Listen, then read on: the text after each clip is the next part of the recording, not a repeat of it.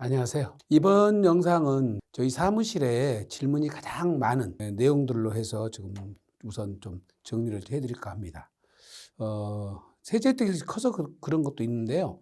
상생 임대주택이라는 것이 있어서 아마 여기저기에서 좀 유튜브도 보시고 블로그도 좀 보시는데 조금 의문들이 좀 많으신 것 같아요. 그래서 이 상생 임대주택에 대한 부분을 좀 정리를 해드릴까 합니다. 상생 임대주택은 무슨 뜻이냐면은 임대인과 임차인 간에 임대료 상한율 5%를 준수해서 임대차 계약이 체결해주면 한시적이긴 해요. 2021년 12월 20일부터 2024년 올해 10월 말 사이에 상생 임대주택 계약을 체결해주면은 세 가지 혜택을 줘요. 세 가지 혜택이 뭐냐면 우리 세제상 거주 요건을 필요로 하는 곳 중에 세 가지가 있는데 그 세 가지에 대한 거주 요건을 면제해 줍니다.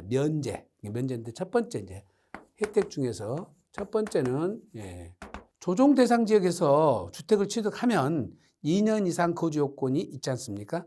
이 조정 대상 지역에 취득하는 거주주택은 지금도 있습니다. 다주택자 중과세 규정은 지금 유예되고 있지만 2년 이상 거주 요건 충족하는 이거는 그대로 지금 시행되고 있습니다. 중요한 거는 취득 시점에서 조정 대상 지역으로 지정됐으면 2년 이상 거주를 하는 거고요. 해야 되는데 만약에 양도일년제는 조정 대상 지역에 해제됐다 하더라도 거주 요건은 그대로 였는 거예요. 그래서 2년 이상 거주를 안 하면 비과세를 못 받는데 만약에 상생 임대주택 요건을 충족했다면 2년 이상 거주한 걸로 봐서 비과세를 해주겠다는 거니까 엄청나게 큰 혜택이죠.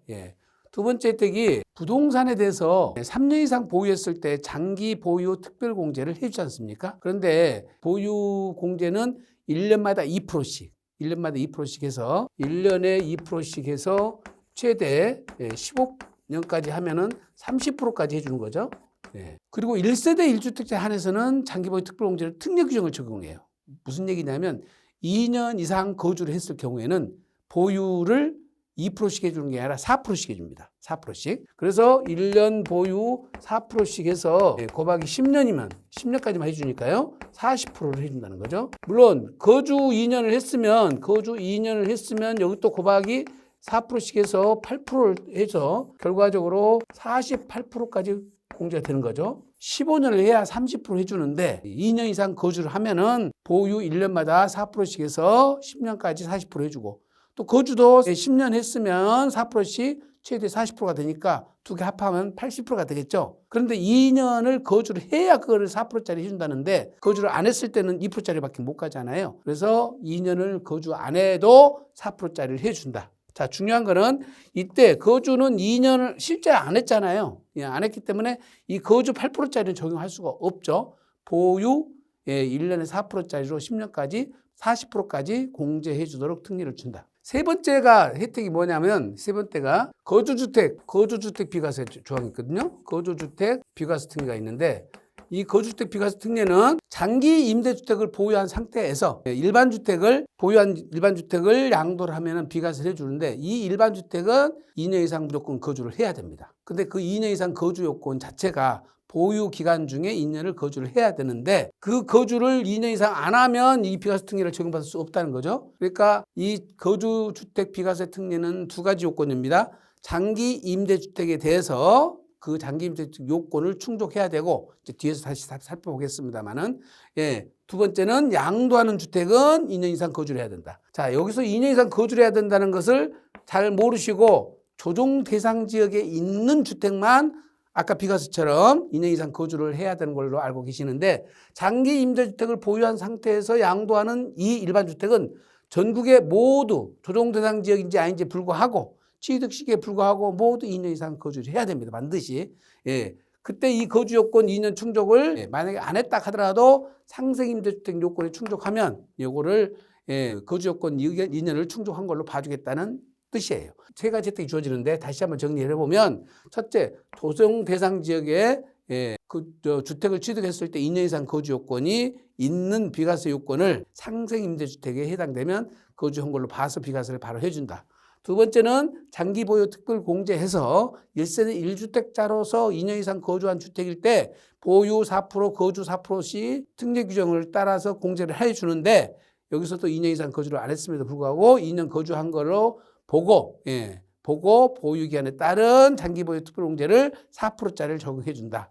세 번째는 장기 임대주택을 보유한 상태에서 양도하는 일반 주택은 지역지구 취득 시기에 불구하고 모두 2년 이상 거주를 해야 되는데 그때도 2년 이상 거주 요건을 충족 안 했다 하더라도 이때 비과세 특례를 적용해 준다. 이 세 가지 혜택이 주어지는 것이 결국은 이 양도하는 주택이 상생 임대주택 요건에 충족했을 때 요거를 세 가지 혜택을 준 거기 때문에 굉장히 큰 혜택입니다.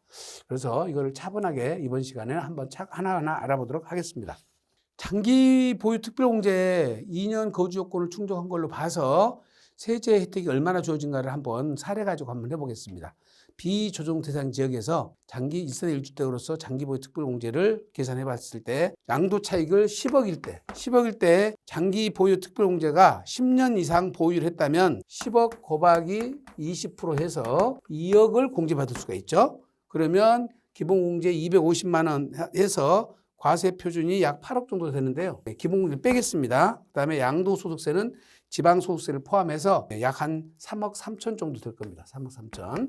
양도소득세 3억 3천 정도 되는데 만약에 요게 장기보유 특별공제가 4%짜리로 간다면 결국은 10억 곱하기 4% 적용하면 4억이 되겠죠. 4억이 되면은 요거는 약 6억 정도가 양도 차익이 발생하는데 양도소득세는 약 2억 4천 정도 되는 것 같습니다. 그러면 두 가지 차이가 얼마나 납니까? 약 9천만 원 차이 나죠? 9천만 원 정도 차이가 납니다. 그러니까 상생 임대주택 요건만 충족하더라도 장기보유 특별공제에 따라 4억에 대한 공제가 늘어나서 세금만 해도 9천만 원 정도 차이가 난다는 거죠. 만일에 이 경우에 1세대 1주택 비과세 요건까지 충족을 한 경우라면 만약에 이제 요 경우는 똑같이 아까 이거 똑같이 2억으로 해서 양도소득세가 3억 정도 3억 3천 정도 되는데 만약에 1세대 1주택 비과세 요건까지 충족을 해버리면 비과세 양도차익이 약 6억 정도 빠져나가잖아요. 여기서 10억 했을 때는 비과세 양도차익이 6억이면은 그 다음에 과세 대상은 4억밖에 안 되거든요. 4억 곱하기 1억 6천 정도가 만약에 이것이 공제가 돼버리면 결국 2억 4천밖에 안 되니까 양도소득세는 얼마가 되냐면 약 7,800 정도 되나 봐요. 7,800. 그럼 양도세가 얼마 차이 납니까? 무려 2억 5천 차이가 나죠. 2억 5천 차이가 나버려요. 그러니까 1세대 1주택 비과세 요건까지 돼버리고 장기보유 특별공제도 표 2, 그러니까 보유기한 4%짜리로 해줘버리면 세금 차이가 무려 2억 5천 차이가 나버린다는 겁니다. 그래서 얼만큼 이게 파워풀한지 세제 혜택이 파워풀한지 알겠죠? 그래서 상생임대주택에 관심을 가지시기 바랍니다. 그래서 상생임대주택 요건에 대해서 조금 설명해 보겠습니다. 상생임대주택 요건은 지금 5가지가 있습니다. 5가지. 첫 번째, 취득 후 임대계약이 체결돼요. 무슨 얘기냐면 주택 취득 시기가 임대차 계약 시기보다 빨라야 돼요. 그래가지고 뭐예요? 취득 후에 임대차 계약이 체결돼야 됩니다. 이게 굉장히 중요한 얘기예요. 뭐라고요? 취득 후 임대차 계약이 체결돼야 됩니다. 임대차 계약이 체결되고 취득을 하면 안 됩니다. 이건 굉장히 중요한 예문이에요. 자, 우리가 아파트를 분양받았는데 분양 계약을 체결했어요. 분양 계약을 체결했는데 여기서 잔금을 납부를 했어요. 잔금을 납부했는데 잔금 낼 돈이 없으니까 여기서 임대차 계약을 먼저 체결해요. 임대차 계약을 체결을 해버리면 계약 체결을 하고 잔금이 떨어지면 여기가 취득일은 잔금일이 취득일이거든요. 잔금을 취득하기 전에 임대차 계약이 체결돼 버렸기 때문에 취득 전 임대차 계약이 체결로 가버리는 거예요. 이런 경우는 해당이 안 된다 이 말입니다. 그래서 굉장히 중요합니다. 분양 계약을 체결했기 때문에 가능하지 않느냐? 안 돼요. 내가 뭐라고 그랬어요? 취득 후 임대차 계약이 체결돼야 된다. 첫 번째 요건이에요. 자, 두 번째는 뭐냐? 직전 임대차 계약이 1년 6개월 이상 해야 됩니다. 직전 임대차 계약. 직전 임대차 계약이 계약 기간이 1년 6개월 정도, 1년 6월 이상 해야 됩니다. 6월 이상. 만약에 여기서 우리가 잔금을 냈는데 여기서 임대차 계약이 체결됐어요. 임대차 계약이 체결됐으면 이 직전 임대차 계약, 여기가 상승임대니까 여기서부터 상승임대니까 직전 상승임대, 이게 직전이잖아요. 직전 임대차 계약은 언제라고? 1년 6월 이상 해야 된다. 요 임대차 기간은 1년 6개월 이상이 되었을 때 두 번째 요건을 충족하는 겁니다. 만약에 직전 임대차 계약이 1년 6개월보다 더 길면 상관이 없겠죠. 2년이나 2년 6개월은 더 상관없습니다. 두 번째가 직전 임대차 계약이 1년 6개월 이상 해야 된다. 세 번째는 그럼 상생 임대차 기간은 얼마나야? 상생 임대 기간은 2년 이상 해야 됩니다. 2년 이상. 아까 여기서 직전이고 그 다음에 상생이라고 그랬죠? 여기 계약일로부터 잔금일까지 기간이 2년 이상 해야 된다. 이 말. 2년 이상. 직전 임대차 계약은 상생 임대차 계약 이전 거를 말하는 거니까 그거는 1년 6개월이면 되고 상생 임대차 기간은 2년 이상이어야 된다. 그 다음에 이제 네 번째로 상생 임대차 계약을 체결할 때 임대료 상한율이 적용된다. 임대료 상한율. 상한율은 5%를 준수해줘야 된다. 5% 준수. 직전 임대차 계약 기간 금액이 예를 들어서 10억이었다면은 5%는 얼마입니까? 10억 5천이죠. 10억 5천만 원을 초과하면 안 된다 이 말이에요. 5% 준수를 해야 되니까. 임대료 상한 제한이 있다. 5% 준수를 해야 되고 다섯 번째, 상생 임대차 계약 체결 기간이 있습니다. 계약 체결 기간. 다섯 번째는 2021년 12월 20일부터 올해 24년 12월 31일 기간 중에 상생 임대차 계약이 체결돼야 됩니다. 자, 여기서 주의할 거는 직전 임대차 계약은 언제 체결되더라도 상관없어요. 즉 2021년 12월 20일 이전에 직전 임대차 계약이 체결됐다 하더라도 상생 임대차 계약 기간만 요 기간에 들어오면 된다는 겁니다. 상생 임대차 기간은 이때 계약이 체결되면 되는 것이지 2024년 12월 31일 기간 중까지 2년을 충족할 필요는 없죠. 이 말씀 이해되시죠? 그 말이에요. 그래서 이 다섯 가지 제일 중요한 것은 직전 임대차 계약은 어쩐다고요? 취득 후 임대 계약이 체결된 것만 해당된다. 임대 계약이 체결되고 취득을 하면 그거는 직전 임대차 계약이 해당되지 않습니다. 두 번째는 직전 임대차 계약 기간은 얼마라고 그랬어요? 1년 6개월 이상해야 되고 대신 상생 임대차 계약 기간은요 2년 이상해야 되죠.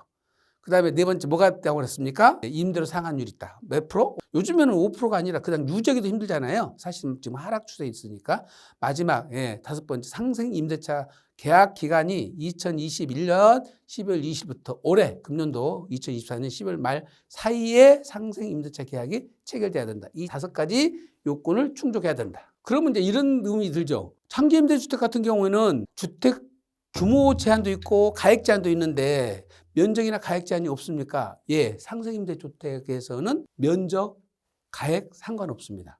그러니까 100평짜리도 가능하고 50억짜리도 가능하고 100억짜리도 가능하다는 거죠. 너무 조금 과대하게 혜택을 준다는 좀 느낌이 들고 주택 수 제한도 없습니다.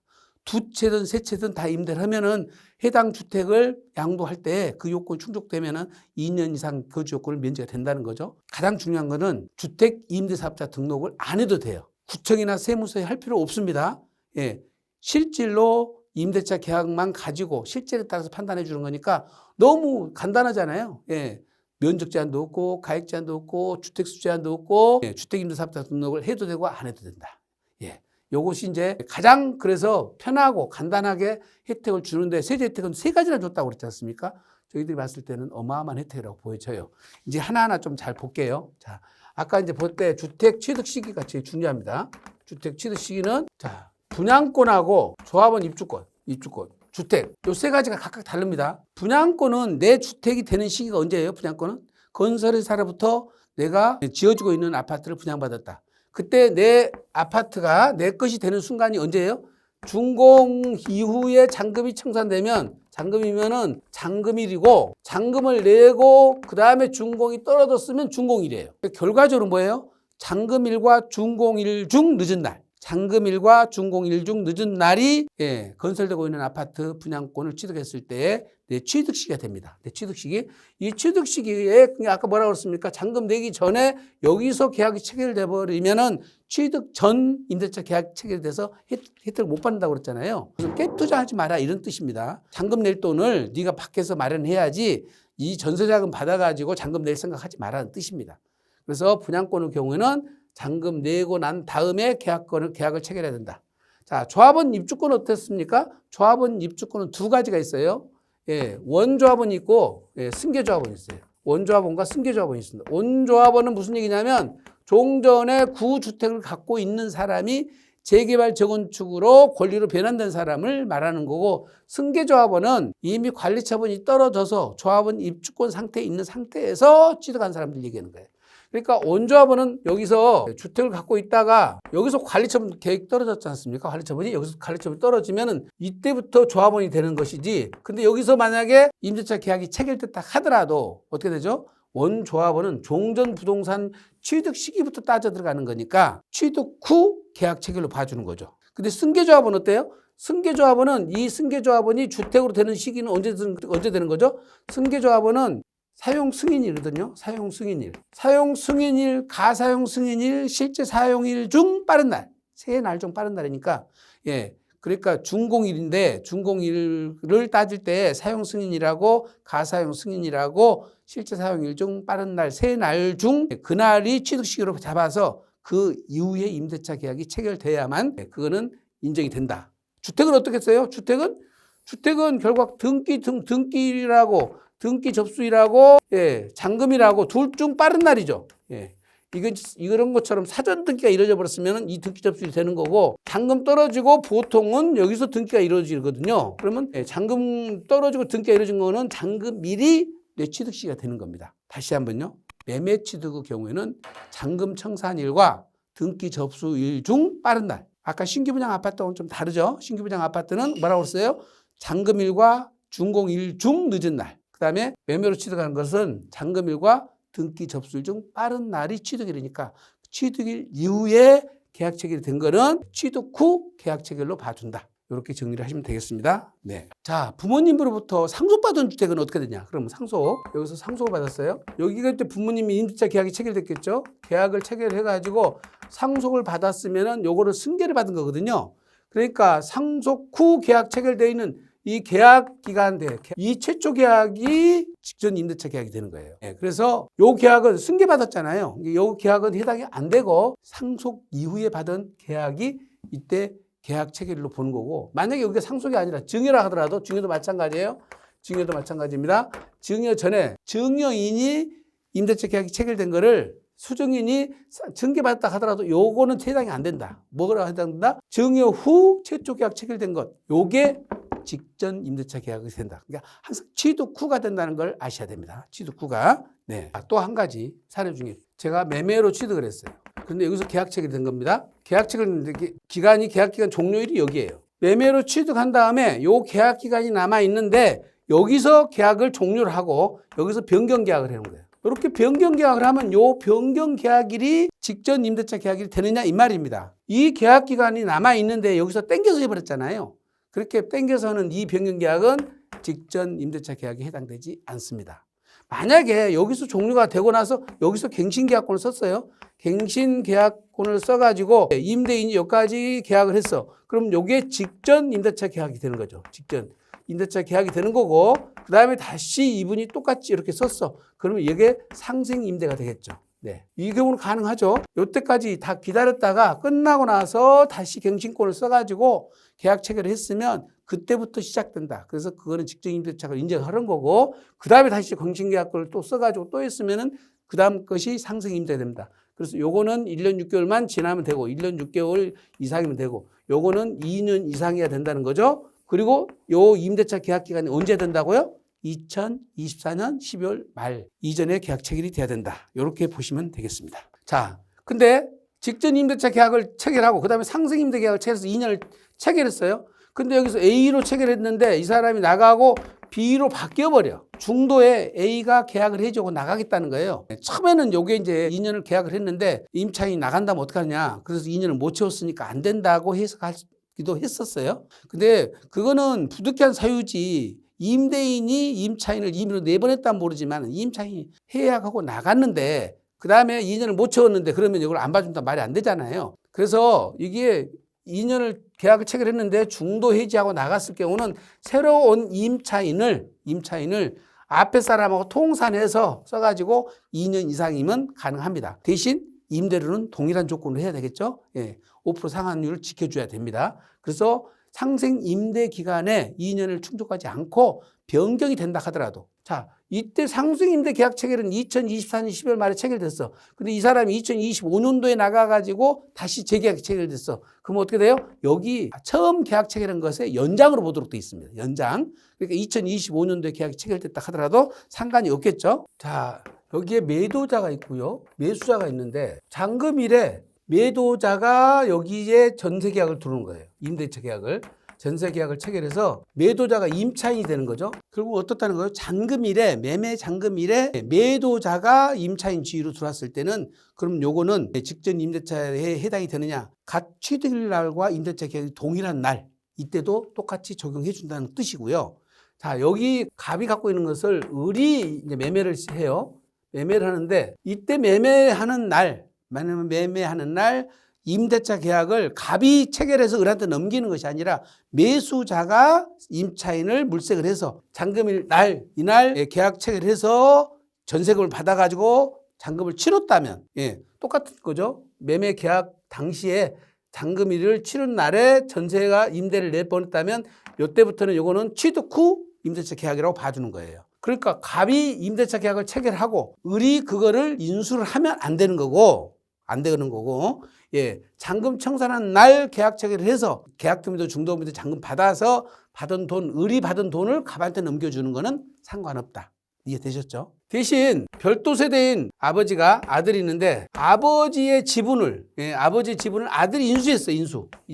이렇게 인수를 했으면 요거는 어떻게 될 것이냐? 결국은 아버지와 아들이 따로따로 갖고 있다가 아버지 지분을 인수했으면은 결국 인수한 아버지 것도 다시 새롭게 직전 임대차 계약과 상생 임대차 계약을 따로따로 요건을 충족해야 됩니다. 아버지 것이 아들한테 그대로 승계돼서 다 해결되는 건 아니에요. 그건 안 된다. 특이한 케이스가 많죠. 자, 임대차 계약에서 관련해서 전대차 계약을 맺었을 때, 전대차 계약. 무슨 얘기예요? 임차인이 다시 전대를 줬다는 거잖아요. 그러니까 본인이 계속 사용하지 않고 전대에 따라서 전차인이 계속 여기서 거주를 했다 하더라도 임대차로 활용했다 하더라도 그것도 똑같이 임대차로 인정을 해준다. 그러니까 꼭 임대차만 한정한 것이 아니라 전대차 계약도 임대차 계약으로 인정을 해줍니다. 이건 좀 폭넓게 해준 것은 좀 다행 같습니다. 임차인이 사망을 하고 상속을 받아서 승계를 받았다면 어떻게 하겠어요? 그것도 당연히 해줘야 되겠죠. 상속은 모든 걸 다 포괄해서 넘어가는 거기 때문에 당연히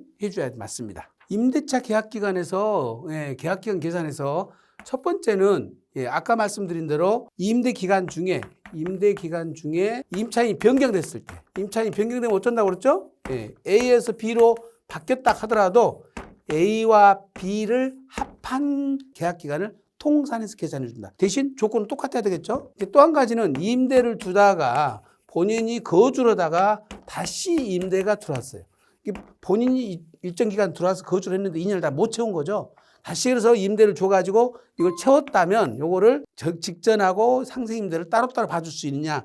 네, 마찬가지입니다. 임대 줬다가 살렸다가 임대 주더라도 이것도 똑같이 적용을 해준다. 그 다음에 임대 기간이 공부상하고 실제와 다를 때 임대 계약서상에는 1년 4개월로 되어 있는데 실제는 1년 8개월 만약에 되었다면 어쩐다? 실제 임대차 기간대로 따진다. 물론 요거는 이제 사실관계를 입증해야 되겠죠. 그 다음에 마지막으로 임대기간이 원력에 따라 계산되기 때문에 원력에 따라 계산합니다. 원력에 따라서. 그래서 1월 미만은 어쩐다? 1월 미만은 한 달로 봐줍니다. 1월로. 그러니까 날짜로 정확하게 따진 뜻이 아니라 1년 3개월, 1년 6개월 이렇게 따지기 때문에 1년 5개월 이틀 그래도 어쩐다? 그거는 1년 6개월로 봐준다는 거죠. 원력에 따라서 계산하니까. 날짜로 계산하지 않는다는 것.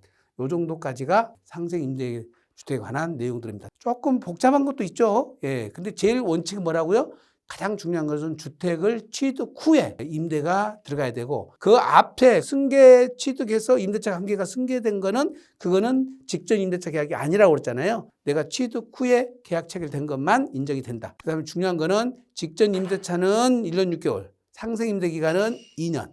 그래서 내용은 그렇게 복잡한 것 같지는 않은데 이것을 억지로 막 갖다 맞추려고 하는 사람들. 그러니까 이미 그것이 안 되는데 자녀 계약 기간 되기 전에 직전 임대차 계약으로 변경을 해갖고 1년 6개월 채워가지고 다시 상생 임대로 가는 것 이렇게 억지로 하는 건 안 된다. 이것만 잘 아시면 되겠습니다. 다른 거 지금 지역주택조합 있잖아요. 지역주택조합의 경우에는 취득 시기가 언제죠? 사용 승인일입니다. 자기가 신축한 거니까 사용 승인이기 때문에 사용 승인일 이후에 임대차 계약이 체결된 거는 취득 후 임대차 계약으로 인정이 되는 거예요. 그래서 그거는 잔금 내는 날짜가 아닙니다. 지역주택조합은 잔금일의 취득시가 아니라 사용 승인일이기 때문에 그 다음에 전세를 줘가지고 전세금을 받아서 만약에 건축비를 다 충당했다 하더라도 그 경우는 직전 임대차 계약에 해당된다. 이렇게 이해를 하시면 되겠습니다.